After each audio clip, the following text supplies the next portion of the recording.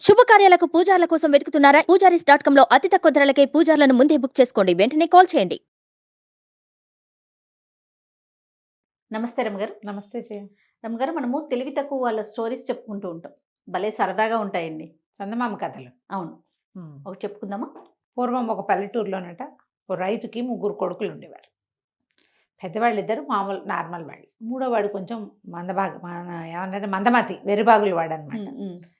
బాగానే నడుస్తూ ఉండేది. ఏదో తండ్రి ఉన్నన్నాళ్ళు నడుస్తుంది కథలు పాపం. ఏమైంది, తండ్రి కాస్త గతించి ఉన్న ఇల్లు వాకిలి పొలం పుట్రా గొడ్డు గోద అన్నీ పంచుకోండిరా అని చెప్పాడు వెళ్ళిపోయేటప్పుడే ఆయన. వీళ్ళు ఏం చేశారు, అన్నీ పంచుకున్నారు. పంచుకుని తమ్ముడిని ఏదో ఒక పక్క నుంచి వాడి వాటాకు ఒక రేకు పెట్టి మాత్రం ఇచ్చారు. తెలుగు తక్కువ వాడికి. పొలం అంటే వాడికి ఏదో గొడ్డు గోదా భాగాలు వేస్తారు కాబట్టి ఈ గొడ్డు నాదని వాడి ముందే వాడు పోషిస్తున్న ఎడ్లు గిడ్లు ఉంటాయి కదా, పని చేయించేవాళ్ళు వాడితో. అవి వాడి వాటాకు పోయేవి. సరే అవి పోయినాయి, మొత్తానికి సెట్ చేసుకున్నారు. వాడు అక్కడక్కడే తిరుగుతూ ఎవరింట్లో అన్నం పెడితే వాళ్ళ ఇంట్లో అన్నం తింటూ తిరుగుతూ ఉండేవాడు. మరి తల్లి అంటే తల్లి ముందే లేదు పాపం వాళ్ళకి. సరే ఏమైంది, వీళ్ళు ఏం చేశారు, ఇద్దరు రైతు కొడుకులు కదా, ఆ పొలాలు వేసుకుని చిన్న చిన్న చేలేవో మెయింటైన్ చేసేవాళ్ళు, కూర నార పండించేవాళ్ళు. ఆ తర్వాత ఏమో చెరుకు గడలు అవి ఉండేవి, చాలా ఎక్కువ కాదు కొద్దిగా ఉండేవి. మొక్కజొన్న కండలు వచ్చేవి. ఇద్దరు ఏం చేసేవాళ్ళు, వచ్చిన బండి మీద ఎవరు అమ్మాల్సిన సరుకు వాళ్ళు వేసుకుని తీసుకుపోయేవాళ్ళు. వీటి దగ్గర సరికేది ఏమీ లేదు. వాళ్ళు వెళ్తున్నారు ప్రతిసారి, మనం వెళ్ళటం లేదని ఏం చేశారు, తన దగ్గర ఉన్న ఎడ్లల్లో ఒక ఎద్దుని దాని మెడకు తాడు కట్టి తీసుకెళ్ళాడు. ఎద్దు మెల్లిగా నడుస్తుంది, చేయి అంటే కానీ నడవదు. దాన్ని నడవనిచ్చాడు, దాని దారిని దాని అది పోతుంది, దాని వెనకాల పడి వెళ్తున్నాడు. సరే అన్నయ్యలేమో ముందు వెళ్ళిపోయారు. వాళ్ళు అమ్మటానికి సరుకు సంతకి వెళ్తున్నారు. సంత వేళలు దాటకూడదు, వీటితో పెళ్లి నడకలు నడుస్తుంటే సంత వెళ్ళిపోతుంది కదా, వాళ్ళు కాస్త వెళ్ళిపోయారు. వీడేం చేశాడు, అడవి దారి గుండా నడుస్తుంటే ఎద్దుతోటి ముందుకు దాటంగానే ఒక ఎండిపోయిన చెట్టు ఉంది అక్కడ. అది గాలికి కిరకిరలాడుతుంది. దాని కిర్రు కిర్రు కిర్రు చప్పుడు వీటికి ఎలా వినిపిస్తుందంటే ఎంత ఎంత ఎంత అలా వినపడింది. అడిగింది అనుకున్నాడు, బొంగురు గొంతుతో అడిగారనుకో అటగే వినపడుతుంది. వీడు ఎవరా అని చూశాడు. అక్కడ ఎవరు కనపడ్డారు, గాలికి ఊగుతూ కిర్కిర్ అని శబ్దం చేస్తున్నటువంటి ఎండు చెట్టు కనపడింది. ఏమిటి, నా ఎదురు కొంటానంటావా అన్నాడు. మళ్ళీ కిరికిర్ అంది. ఎంతంటే 20 రూపాయలు అన్నాడు. మళ్ళీ కిరకిరలాడిన చెట్టు. సరే ఇదిగో అని ఆ ఎద్దుకున్న మెడకున్న తాడుని తీసి ఆ చెట్టు కొమ్మకి తగిలించాడు. డబ్బులు ఇయ్యి మరి అన్నాడు. చెట్టు మళ్ళీ కిర్రు కిర్రు అంది, గాలి వస్తుంది. గాలి కిరకిరలాడేసరికి, ఓ రేపిస్తావా, సరే అంటే వీడి ఊహే నారాయణ, రేపు వస్తా అని వెళ్ళిపోయాడు. సాయంకాలం వీడింటికి వెళ్ళిపోయాడు. అయిపోయింది బేరం, అమ్మేశాను. సాయంత్రం చీకటి పడేసరికల్లా అన్నయ్య వాళ్ళు వచ్చారు. కంచాలు పెట్టుకుని అన్నాలు తింటున్నారు. తింటుంటే ఆవిడ అన్నయ్య అడిగాడు, అవునరా వెర్రివాడా, నీ ఎద్దెదిరా కనపడలేదు అన్నాడు. అమ్మేశాను అన్నాడు. ఊరిని ఎంతకమ్మావిరా? 20 రూపాయలు. ఓ డబ్బులేవి అన్నారు. అనేసరికల్లా రేపు వస్తాయి అని చెప్పాడు. రేపు వస్తాయి అనేసరికల్లా తిట్టారు. ఎద్దు నమ్ముకోవటం ఏంటో నీ బొందా, ఏదైనా పని చేసి వస్తువు అమ్ముకోవాలి, సరే ఏదో ఒకటి చావు, డబ్బులు తీసుకురా అని చెప్పారు. సరే అయిపోయింది. మర్నాడు మనవాడు వెళ్ళేసరికల్లా చెట్టు ఉంది అలాగే కిరికిరి అంటూ, ఎద్దు లేదు. ఎవరో తీసుకుపోయి ఉంటారు కదా. అక్కడి నుంచి వీడు, ఏమి నా డబ్బుల సంగతి మానయ్య వాళ్ళు అసలే కేకలేసారు రాత్రి అన్నాడు. చెట్టు మళ్ళీ కిరికిర్రు. ఓ ఇవాళ కుదరలేదా అన్నాడు. మళ్ళీ కిరికిర్రు. రేపు ఇస్తావా పోని, రేపు వస్తా, రేపు ఇవ్వాలి తప్పకుండా అంటే చెట్టు మళ్ళీ కిరకిరలాడి ఇంటికి వెళ్ళిపోయాడు. రాత్రికి మళ్ళీ అన్నయ్య వాళ్ళు, ఏమిరా డబ్బులు అన్నావు ఏమిట్రా అంటే, ఇవాళ కుదరలేదు రేపు ఇస్తాను అన్నారు అన్నాడు. ఇంతకీ ఎవరికి అమ్మేవరా అని అడిగారు. అడిగేసరికల్లా అడవిలో పెద్ద ఎండు చెట్టు ఉంది కదా, దానికి అమ్మాను అన్నాడు. అనగానే వాళ్ళ అన్నయ్య ఇద్దరు తగ్గితారు, నీ బోందా చెట్టు కమ్మటం ఏమిట్రా, తెలివి తక్కువ వెధవా, ఇంత తెలివి తక్కువైతే ఎట్టా బతుకుతావురా అంటే, ఏమో నా తెలీదు, అది చెప్పింది అమ్మాను కట్టేశాను అయిపోయింది. ఇవాళ వెళ్ళావు కదా, ఎద్దు లేదు, ఎవడో విప్పుపోయింటాడు, వెర్రి వెధవి నువ్వు అని తెగ తిట్టిపోశారు. ఇంకేమొచ్చినాయి డబ్బులు, ఏం రావు, డబ్బు పోయింది, ఎద్దు పోయింది, ఈసారి ఎడ్లని గిడ్లని తీసుకెళ్ళబాక నీకు అన్నం దండగాని తెగ తిట్టారు ఇద్దరు. వీడికి చాలా చిరాకు వచ్చింది. ఏమంటే నిక్షేపం అంటే ఎద్దు నమ్మితే 20 రూపాయలు రాకపోగా వీళ్ళ తిట్లు వచ్చినాయి నాకు. మర్నాడు పొద్దున ఏం చేశాడు, గొడ్డలు ఒకటి చేత్తో పుచ్చుకెళ్ళాడు. చెట్టు దగ్గరికి వెళ్ళి ఉంచున్నాడు. డబ్బులైనా ఇవ్వు, ఎద్దైనా ఇవ్వు అన్నాడు. అది కిర్రు కిర్రు అంది. ఏంటి ఇవ్వనంటావా మళ్ళీ కిరికిరన్ నీ అంతు చూస్తా నేను, మొత్తం పేళ్ళేసేస్తా, మర్యాదగా చెప్పు, డబ్బులు ఎక్కడన్నాయో కక్కు, లేదా పేళ్ళేసేస్తా నిన్ను అన్నాడు.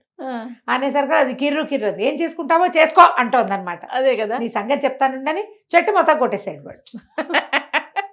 అన్ని పేర్లు కొట్టేసరికల్లా అది పాత చెట్టు, దానికి ఒక తొర్ర ఉంది. ఎవరో దొంగలు ఆ తొర్రలో డబ్బులు దాచుకున్నారు. వావ్, వీడు అక్కడి దాకా వచ్చేసరికి ఆ తొర్రలో నుంచి డబ్బులు కనపడ్డాయి. వీడు ఏం చేశాడు, గబుక్కున చేతులు అందులో పెట్టి 2 గుప్పెళ్ళతోటి గుప్పెడు డబ్బులు నాణేలు తీసేసుకుని జేబులో కుక్కేసుకున్నాడు. పరిగెత్తుకుంటూ వెళ్ళాడు ఇంటికి. అన్నయ్య వాళ్ళు ఆ పూట సంతకెళ్ళాల, ఇదిగో డబ్బులు వచ్చేసినాయి, చెట్టు ఇచ్చేసింది, ఇవే కాదు ఇంకా బోల్డ్ ఉన్నాయి ఎక్కడన్నాడు. అవన్నీ తెచ్చుకోవటం రాదు వాడికి, తెలీలా వాడికి అంతే తెలుసు. కుప్పెళ్ళతోటి తీసుకుని నాణేలు జేబుల్లో పోసుకుని తీసుకొచ్చాడు. అన్నయ్య వాళ్ళని, ఒరి నీ కడుపుడుక ఏమిట్రా అది అంటే, ఆ చెట్టుని కొట్టేశా, పేళ్ళేస్తానని బెదిరించా, అది సరేనంది, నిష్టం ఉన్నట్టు చేసుకోపో అంది. ఓహో, చేసేసా. చేస్తే అందులోపల డబ్బులున్నాయి. డబ్బులున్నాయి. అది డబ్బులు దాచుకునే లేవంటోంది దొంగ మొహం అని. మన 20 కాకుండా ఇంకా చాలా తెచ్చాను, ఇంకా అక్కడ బోల్డ్ ఉన్నాయి అనగానే వాళ్ళ అన్నయ్య వాళ్ళు వాడి నోరు నొక్కేసి పదరా వెళ్దామని చెరుకో 2 సంచులు పుచ్చుకుని తమ్ముడిని వెంట పెట్టుకుని అక్కడికి వెళ్ళారు. వెళ్ళాక ఏమైంది, 2 సంచులు వచ్చినాయి. బాబా 2 సంచులు నింపుకున్నారు. అక్కడి నుంచి పేళ్ళు, ఈ పేళ్ళు మనవే మూటలు కట్టేసి పక్కన పెట్టుకున్నారు. మరి ఇప్పుడు మరి వాళ్ళకి ఆ రోజుల్లో గ్యాసులు కరెంట్లు ఏమున్నాయి, అదే కదా. వంటకి అవే కదా చెరుకు.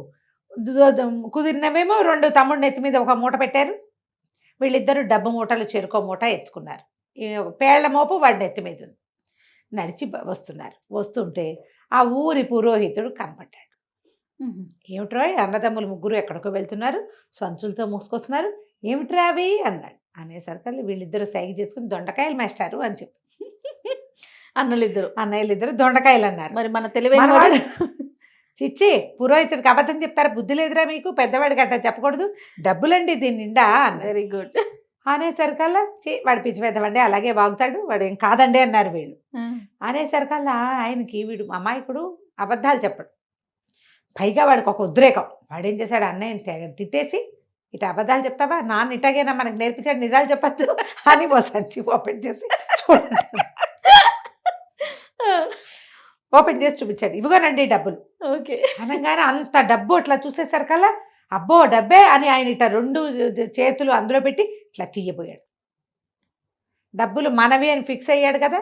ఇవి ఎర్రివాడు ఏం చేశాడు, ఏంటండి అదేం పని చేస్తున్నారండి చూపిస్తే అని చేతిలో గొడ్డలు ఉంది కదా అది పెట్టి ఒక్క పెట్టాడు ఆయన నెత్తి మీద.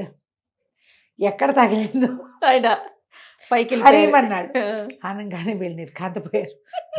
ఎంత పని చేసావురా, ఇప్పుడు ఎట్టా ఇవన్నీ ఊళ్ళో వాళ్ళకి తెలిస్తే డబ్బులు పోతాయి, ఈయన చంపినందుకు లేనిపోని పాపం, మనకి పాపం ఒకటి, శిక్ష రెండోది డబ్బుకి డబ్బు పోతుంది. అందుకని పట్రా పట్టు ఎవరు రాకుండా పూజ చేద్దామని ఓ చోట గొయ్యి తీసి ఆయన పాతేశారు. పాతేసిన తర్వాత వాళ్ళకి ఏ డౌట్ వచ్చింది, సాయంత్రానికి ఇంటికి బయలుదేరి వెళ్ళిపోయారు. వెళ్ళాక పెద్దవాడు చిన్నవాడు మాట్లాడుకున్నారు, ఒరే రేపొద్దున ఎవరైనా అడిగితే పాతేసిన చోటు చూపిస్తాడేమోరా, ఓ పని చేద్దాం, మన మేకల్లో ఓ మేకను చంపేసి అక్కడ పాతి పెట్టేద్దామని ఇవి ఇంకో గొయ్యి తీసి దూరంగా, వీడికి తెలియకుండా, వీడికి చెప్తే పంపం చేస్తాడు వీడు, అందుకని చెప్పకుండా దూరంగా ఎక్కడో తీసి ఈ బ్రాహ్మణాయన్ని తీసుకెళ్ళి అక్కడ పాతేసి, అయ్యగారు మమ్మల్ని క్షమించండి, మీ పేరుతోటి అన్నదానం చేస్తాం, మీ ఇంట్లో 2 గుప్పెలు డబ్బులు ఇచ్చేస్తాం, కానీ మొత్తం సంసారం అంతా గుల్లైపోతుందండి మా తమ్ముడు పొరపాటు వల్ల, మమ్మల్ని క్షమించండి అని ఆయన కాళ్ళు పెట్టుకుని దండాలు పెట్టుకుని మూసేశారు. మూసేసి తమ మేకల్లో ఒక బలిసిన మేకను ఒకదాన్ని చంపేసి అక్కడ పాతేశారు. ఈ మొదటి గోతిలో పాతేశారు. పాతేసేసారు, అయిపోయింది. 3 రోజులు గడిచినాయి. ఓకే, జస్ట్ 3 రోజులే. ఇంతలో పురోహితుడు కనపట్టలేదని ఊరంతా చెప్పుకున్నారు. చెప్పుకున్న తర్వాత వీడిని మంచినీళ్ళు తెమ్మంది వదిన. మంచినీళ్ళు తెమ్మంటే బావి దగ్గరికి నీళ్ళు తోడబోయాడు మనవాడు. నీళ్ళు తోడుకొస్తుంటే అమ్మలక్కల అయ్యలక్కల అందరూ మాట్లాడుకుంటున్నారు, ఎటా ఏమైపోవటం ఏంటండి, చంపేసి పాతేస్తే కాదండి మేము అన్నాడు. అనగానే వీళ్ళంతా తెల్లబోయి, ఒరే చంపేయటం ఏంటంటే, అవునండి డబ్బుల పేరు ఎత్తాడు. ఎత్తితే మాత్రం నేను మా అన్నయ్య మేమంతా కలిసి డబ్బుల మూటలు తెచ్చుకుంటుంటే పురోహితుడి గారు కనపడ్డాడు, డబ్బులు తీసుకోబోయాడు, నేనేమో గొడ్డలు పెట్టి కొట్టాను, ఆయన్ని పాతేశాము అనగానే పట్టు పద, ఆ డబ్బుల సంగతి ఏంటో మీ సంగతి ఏంటో చూద్దామన్నారు. అక్కడ దాకా వెళ్ళారు. వెళ్ళాక నువ్వే తవ్వన్నారు. మొదట పాతేసాం కదా, పైగా వాడు బండవేతవా తవ్వాడు. తవ్వాక ఏమండి పురోహితుడి గారికి గడ్డం ఉంది కదండి అన్నారు. అవును అవును అవును అన్నారు. పురోహితుడి గారికి ముందు కాళ్ళు 2 కనపడ్డాయి మేకవి. 2 కాళ్ళు ఉన్నాయి కదండి అన్నాడు. అవును అన్నారు. పురోహితుడి గారికి 2 చెవులు ఉన్నాయి కదండి అన్నాడు. 2 చెవులు ఉన్నాయి. అవును. అదే అదే పురోహితుడు. అయితే చివరిగా చెప్పాడు పురోహితుడి గారికి 2 కొమ్ములు ఉన్నాయి కదండి.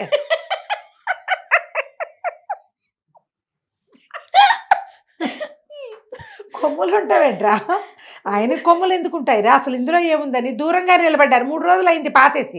వాసన వస్తుందని బండవేధమని వీడిని తోసారు ముందు నవ్వమన్నారు. అక్కడి నుంచి ఊరు పెద్దలంతా గబగబా ముందుకు వచ్చి చూస్తే ఏముంది, మేక మొహం కనపడుతుంది. 3 రోజులే అయింది కదా, దాని మొహము కొమ్ములు ఉన్నాయి. ఫ్రెష్ గానే ఉంది. మరీ ఫ్రెష్ కాదు, ఒక మాదిరి ఫ్రెష్. నిర్ఘాంతపోయింది, ఇదేమిటి మేక ఉంది. బరమ్మ గారి కళ్ళల్లో నీళ్ళు వచ్చేసినాయండి నాకు. ఓకే. మేము పాతేసామండి అంటాడు వీడు. వాళ్ళ అన్నయ్యలు వచ్చి ఏంటండి వీరి మీద మేక చచ్చిపోయిందండి, దానికి ఏదో పురుగు ముట్టింది. వీడి దగ్గర చెప్పాలా, ఎదురుగుండా చెప్తే వాడు కాదంటాడు. పెద్దవాళ్ళని పక్క తీసి పాతేసామండి, పురుగు ముట్టింది, దాన్ని తినకూడదు కదా, అందుకని ఇట్లా చెరువు పక్కన అవతల పక్కకు పాతేస్తే మెల్లిగా అదే మట్టిలో కలిసిపోతుందని పాతేసాము. వాడికి ఎట్టా అర్థమైందో ఇట్లా అర్థమైందండి అనేసరికల్లా వీడు ఇది తప్పు చెప్పాడు. డబ్బుల సంగతి నిజమని వీళ్ళు ఎట్టా నమ్ముతారు? అసలు విషయమే తప్పు చెప్పాడు కదా.